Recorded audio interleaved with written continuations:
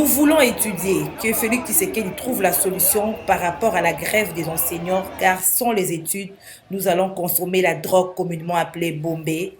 C'est en ces termes que scandaient les élèves en uniforme qui ont pris d'assaut le siège du Parlement.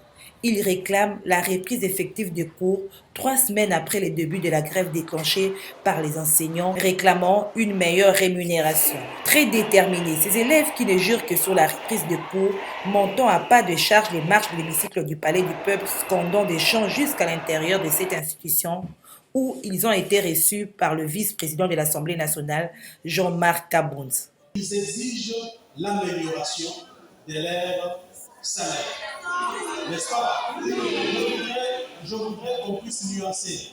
N'est-ce pas? Il ne faut pas dire que vos enseignants ne sont pas payés. Vos enseignants sont payés régulièrement. Mais c'est tout à fait légitime pour eux aussi d'exiger l'amélioration de leur salaire. C'est tout à fait légitime parce que tout travailleur congolais a le droit d'exiger auprès de son employeur, l'amélioration de son salaire, l'amélioration de son contrôle de vie. Alors, mais maintenant, est-ce pour autant que nous allons sacrifier la gratuité de l'enseignement? Je ne crois pas. Il va falloir que l'État congolais et le syndicat des enseignants puissent se mettre d'accord afin que vous repreniez les chemins de l'école. Ça, nous prenons quand même acte. Votre présence enseignée nous interpelle au plus haut point en tant que Parlement de la République démocratique du Congo. Parce que le gouvernement est notre émanation. Le gouvernement est investi par le Parlement. Rappelons que cette manifestation des élèves a été précédée par une autre, cette fois-ci avec le parent d'élèves devant les cabinets du ministre de l'EPST, Tony Mwaba, qui dernièrement avait menacé de rayer les enseignants grévistes de la liste de paie. Un bras de fer enseignant et ministre de tutelle qui intervient alors que de nombreux défis se posent sur la gratuité de l'enseignement au niveau primaire.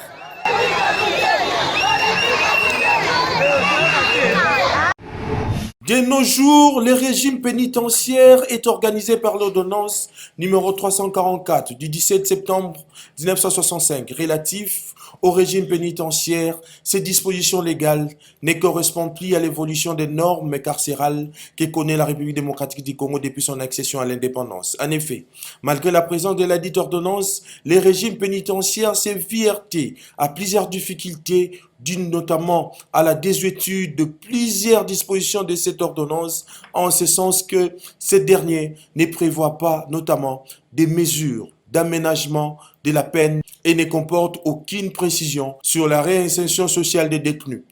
Il est donc impérieux que le régime juridique des établissements pénitentiaires soit clarifié et harmonisé par la mise sur pied d'une loi déterminant les principes fondamentaux relatifs au régime pénitentiaire conformément à l'article 123.6 de la Constitution de la République démocratique du Congo.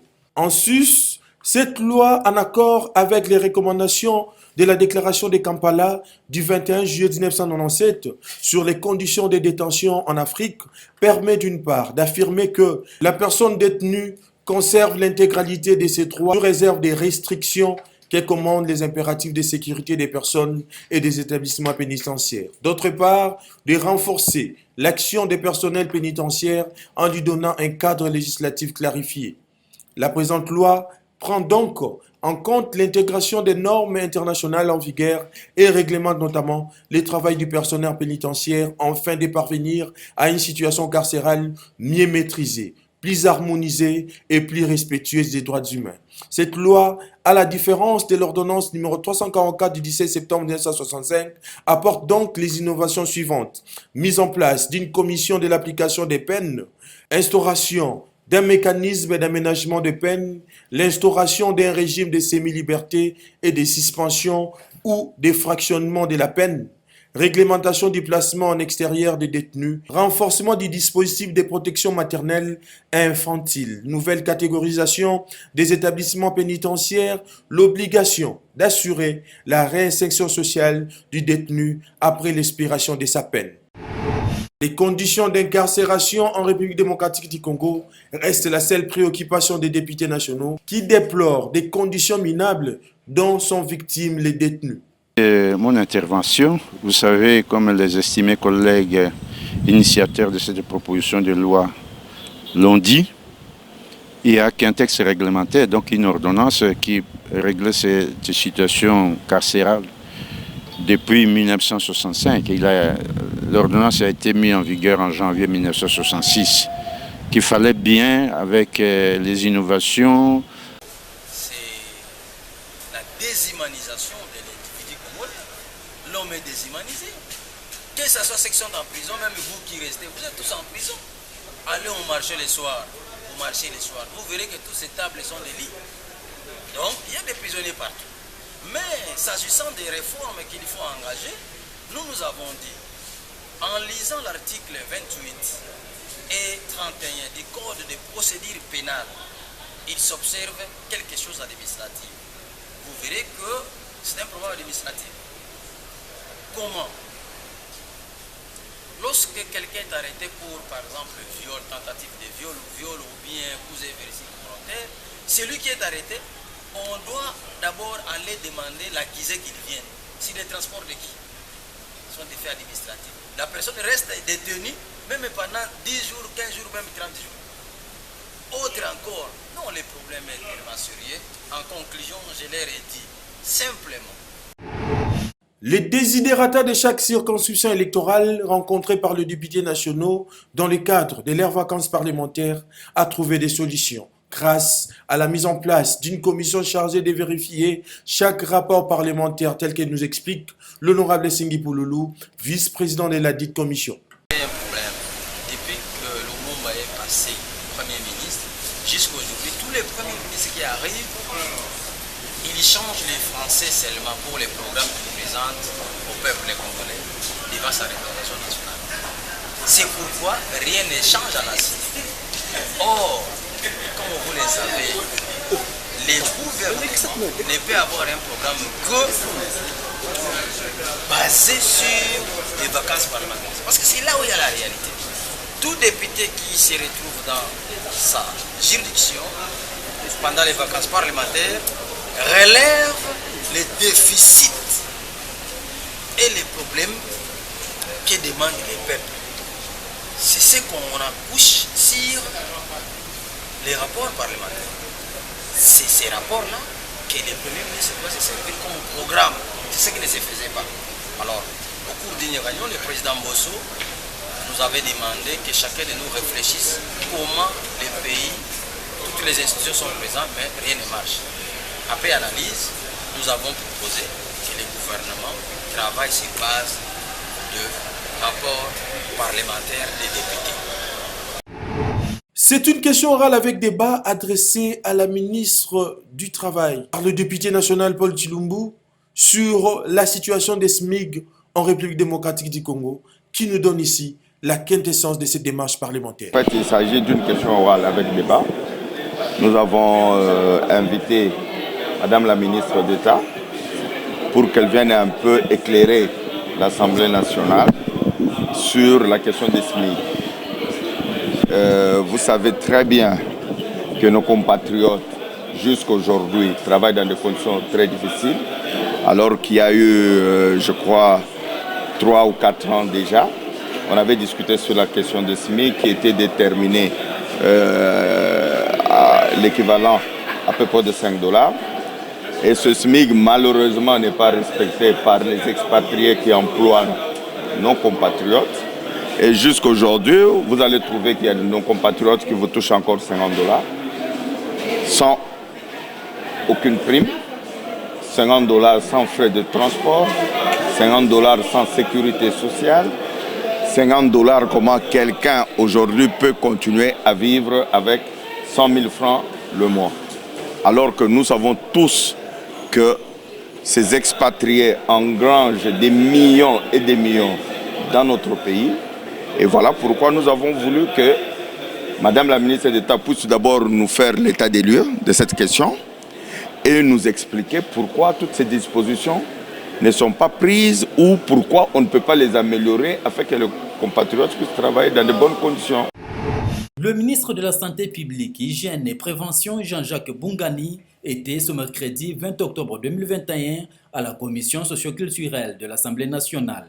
Question pour lui d'apporter les compléments d'information sur la problématique du processus de l'agent public de l'État qui, pendant toute sa carrière, doit bénéficier d'une prise en charge pour éviter certaines maladies professionnelles ainsi que les accidents du travail. Bon, d'abord, en fait, c'est un exercice démocratique. La commission socio-culturelle a sollicité le ministère de la Santé publique et de la Prévention par rapport à la loi sous examen. Nous sommes venus, d'abord une première fois c'était le 11 octobre, à la première audition, et aujourd'hui nous sommes venus donner un complément d'information. Il est important de prendre en considération la retraite de l'agent public de l'État. Mais du point de vue du ministère de la Santé, il est aussi important de prendre en considération le parcours de l'agent public de l'État. Pendant toute sa carrière, il doit bénéficier des examens médicaux récurrents. Il doit bénéficier d'une prise en charge pour éviter certaines maladies qui peuvent arriver, qu'on appelle des maladies professionnelles, ainsi que des accidents sur le lieu de travail, ou même aussi d'autres maladies liées à sa profession. Voilà la contribution majeure que nous sommes venus apporter pour donner une piste de réflexion aux honorables députés qui... La ministre d'État, ministre de la Justice et garde des Sceaux, Rose Mutombo, s'est entretenue avec le directeur intérimaire de l'Institut des Nations Unies pour l'Afrique en charge de la prévention, John Sebouya Assali. Il est en charge de la formation et des questions juridiques au sein de cette organisation des Nations Unies. En 2020, lors de la réunion du conseil d'administration de l'UNAFRI, la République démocratique du Congo a été élue présidente du conseil d'administration. 2020, at the governing body in Addis Ababa, the board elected DRC as the chair. En 2020, à la réunion du conseil d'administration de l'UNAFRI, le conseil a élu la RDC comme président du conseil d'administration de l'UNAFRI. Donc je suis venu pour m'entretenir avec mon président du conseil. Nous avons discuté de la mise en œuvre des instructions du conseil d'administration et aussi partager avec lui quelques défis dont je voulais que Madame la Présidente puisse partager avec nous. En tout cas, nous avons eu une réunion très fructueuse et je pense que tous les défis ont été identifiés et résolus. C'était surtout sur les questions administratives par rapport à la nomination d'un nouveau directeur, parce que je suis directeur intérimaire et nous avions besoin d'avoir quelques instructions ou directives du directeur, tout ce qui concernait donc, je veux dire, les directives de fond et d'autres, et nous avons absolument été d'accord sur ce qu'il faudra faire. Elle a vraiment apprécié d'abord nos efforts de venir et la rencontrer. Because as you may remember, dans son exposé luminaire aux États généraux de la lutte contre la corruption, le professeur Luzolo Bambilesa a fait un état des lieux du phénomène corruption en RDC. Il persiste à dire que chaque année, depuis quelque temps, les dégâts de la corruption font perdre à la RDC 15 milliards de dollars américains. Et ce n'est pas normal que le budget de la RDC soit 3 fois inférieur à l'argent que la RDC perd. Par conséquent, vu l'état de gravité de cette situation, il préconise normalement la répression et la prévention, mais d'abord des sanctions. La répression qui doit primer sur la prévention dont on peut faire allusion ici doit consister à la prévention par la dissuasion. Ça signifie qu'il faut que la sanction revienne pour que le peuple qui va voir des gens sanctionnés comprenne que les délinquants aient la peur de subir le même sort. Que chaque année, depuis quelque temps, le dégât de la corruption, c'est que nous perdons 15 milliards de dollars par année et que ce n'est pas normal que notre budget soit toujours 3 fois inférieur à l'argent que nous perdons. C'est donc certain que la lutte contre la corruption va permettre l'amélioration du bien-être de notre peuple. Par conséquent, vu l'état de gravité de cette situation, je préconise normalement la répression et la prévention. Mais c'est d'abord la sanction, la répression qui doit primer sur la prévention. Et la prévention, dont on peut faire allusion ici, doit consister à la prévention par la dissuasion.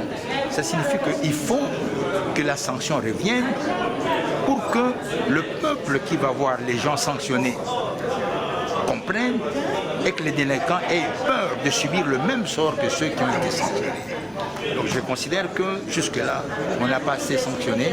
Il faut des sanctions exemplaires pour que l'argent de l'État rentre à la caisse. Il faudrait en plus que chaque fois qu'on condamne quelqu'un pour détournement, par exemple, qu'on l'oblige à restituer l'argent volé. Et ce sera la seule façon qui permettra à cette lutte-là de produire un fruit que nous attendons. Non à la spoliation de la concession des secrétaires généraux situés à Ngombelu-Tendele. En tout cas, face à cet acte qui va à l'encontre des principes d'un état de droit, Barthélemy Okito, doyen des secrétaires généraux et secrétaire général au sport, hausse les tons. Il dénonce la complicité, le récidivisme des spoliateurs arrêtés puis relâchés reviennent sur les lieux. Vous remarquerez ici, quand je vous montre ces croquis, donc chaque secrétaire général a son contrat. Vous voyez les numéros de contrat. Alors, mais nous nous étions dit, avec le temps, nous cherchons un partenaire pour nous construire des maisons. Hein, vous voyez, nous venions d'avoir un crédit véhicule à la FBN Bank. Comme il y avait un crédit véhicule à la FN Bank, nous avons dit, après le crédit véhicule, nous allons maintenant chercher un partenaire pour construire. Mais pendant le temps que nous on cherche les partenaires, pendant qu'on est en train de ponger la dette pour le crédit véhicule, non. Un certain Patrick, avec ses hommes, sont en train de spolier, de vendre nos parcelles à Ngombelu-Tendele. Nous avons saisi la justice. On a arrêté certains. Vous voyez actuellement ce qui se passe. Une semaine après, ils étaient en liberté provisoire. L'état des droits. L'état des droits. En liberté provisoire. Donc c'est ainsi que nous sommes pleins maintenant. Nous avons introduit, comme ils utilisent des policiers, des militaires pour intimider les gens, nous avons introduit une plainte officielle auprès du général Likulia à l'auditorat, de manière qu'ils aillent maîtriser les militaires qui sont ensemble avec ces délinquants, parce qu'au moment où je vous parle, il y a des Sud-Africains qui sont venus, qui veulent bien nous construire des villas et des maisons à Ngombelu-Tendele. Donc, d'ailleurs, ici, ça s'appelle Cité du Cinquantenaire. Bon, ça fait maintenant plus de 2 ans qu'ils ont commencé à faire ça, et nous sommes allés en justice. On a fait des enquêtes. D'ailleurs, avec moi ici, vous me voyez avec les mandats d'amener. Le cerveau moteur est en fuite. Alors, moi je crois qu'il y a complicité des chefs de quartier et même des chefs de localité. C'est ainsi que le samedi 23, nous serons tous, tous les secrétaires généraux et toutes les personnalités intéressées oui, il y a la liste ici. Toutes les personnalités intéressées sont invitées le 23, le 23 de ce mois, au site de Ngombelu-Tendele, chacun avec son contrat en main, pour que nous voyions un peu ce qu'il y a. C'est dans le but de réduire les risques de contamination du virus Ebola ainsi que d'autres maladies nosocomiales que l'Organisation mondiale de la santé, section République démocratique du Congo, OMS-RDC, a fourni ce mercredi 20 octobre 2021 à Béni des équipements de protection individuelle destinés aux 70 formations sanitaires prioritaires de la zone de santé de Béni en province du Nord Kivu. Ainsi, 70 kits PCI composés des gants, blouses, lunettes de protection, thermostats, savons, pour ne citer que cela, ont été remis à ces formations sanitaires. Ces dons ont aussi été complétés par d'autres matériels livrés par les autres partenaires. Il s'agit ici de renforcer surtout la prévention et les contrôles des infections dans les structures sanitaires de cette zone touchée par l'épidémie d'Ebola, a expliqué le docteur Gervais Folefac, chargé des urgences à l'OMS RDC. C'est une bonne organisation pour que la PCI, que la commission PCI a proposé de pouvoir doter les fonctions sanitaires prioritaires en kit PCI pour que les gens, les malades qui viennent dans cette fonction pour d'autres pathologies ne soient pas infectés par la maladie à virus Ebola ou bien par d'autres maladies.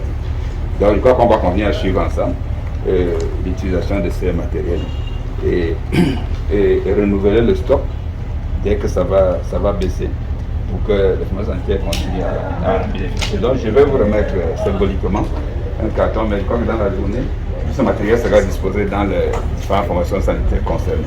Un geste qui a été salué par le docteur Guy Makelele, coordonnateur de l'antenne de la division provinciale de la santé DPS Béni Boutembo, qui a réceptionné ces intrants. Le partenaire OMS, UNICEF, sans oublier nos amis de l'OIM aussi, et tous les autres qui nous ont pris dans cette lutte. Franchement, nous sommes toujours très reconnaissants.